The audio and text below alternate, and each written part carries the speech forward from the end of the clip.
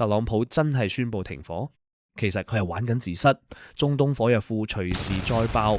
最新消息指出，美國將同伊朗嘅衝突定義為法律上終止，講白啲，即係為咗避開國會60日戰爭授權限制嘅政治手段。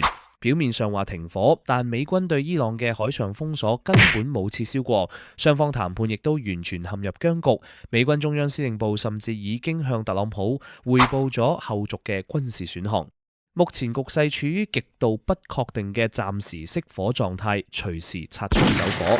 所以我就話，每逢地緣政治緊張，甚至打仗，好多散戶第一時間就嚇到掟晒手上嘅 crypto。